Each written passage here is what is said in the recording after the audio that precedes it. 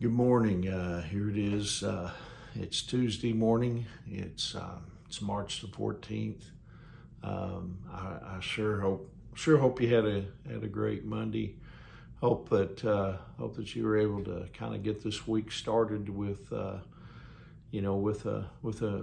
set off a good tone for it yesterday. But even if you didn't, today's God has granted us a new day.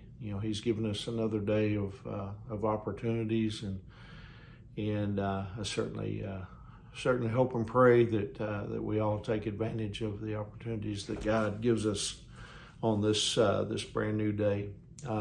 Anyway, this morning I want to share with you a devotional entitled "What Will Be Your Contribution?" That's the question this morning. What's going to be your contribution? What will be that contribution of your life? Specifically today. I mean, are you going to use your God-given talents and abilities to benefit yourself or other people? The Bible tells us in 1 Peter chapter 4, verse 10, it says, God has given each of you some special abilities. Be sure to use them to help each other, passing on to others God's many kinds of blessings. You see, God wired, you to make a difference. He wired you to make a contribution in this world.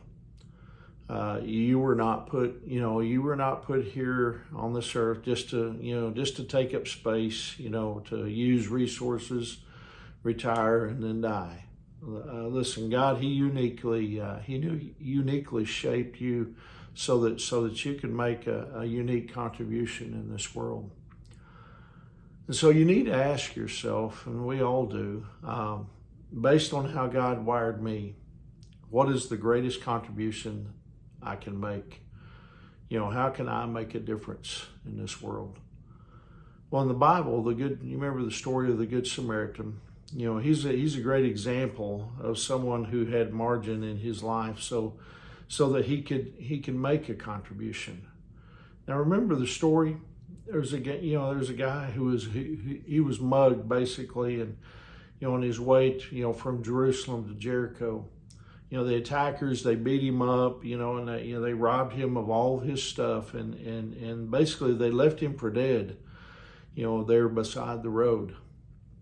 And the first guy, you remember, who came up walking by, he saw him, and this was a religious leader, and who had no margin in his life. He was in a hurry, and basically said, I don't have time to help this guy, and so he just walked right on by him. Then there was another religious leader. He walked by, and he said, in effect, I've got my own agenda. I've got my own goals and ambitions. I'm too busy, and besides that, I don't want to be associated with this guy anyway. And so he walked past the dying man. Well, the third guy, he came along, and he probably had every reason, to just pass him by. I mean, he was a Samaritan, and of course, the Samaritans and the Jews, they hated each other. But he stopped anyway, and so he put this total stranger on his donkey. He took him to the nearest hotel, what we would call it today, and he told the manager something like this: "Hey, I want you to feed him, I want you to clothe him, restore him to health, and I'll pay for it. When I come back by." When was the last time you helped someone that was in need? If it's been so long that you don't even remember, you probably don't have any margin in your life. But you see, this guy did.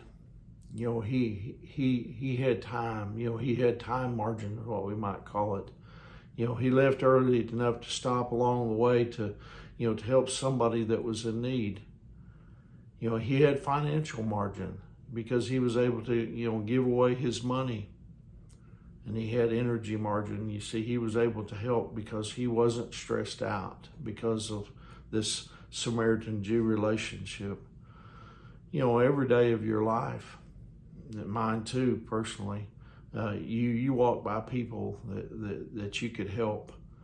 But if you're overloaded and you're only focused on your own life, you can't stop to help anybody. You can't make a contribution. You know, when you boil it all down in life, there are only two kinds of people. There are givers and takers. My question to you this morning is, which are you going to be? I don't know about you, but I want to be a giver. I want to be that person that goes out of my way to help somebody. And you know, I've had times in my life I thought I was too busy. And you know, we need to always take time and help people, because God made us to help each other.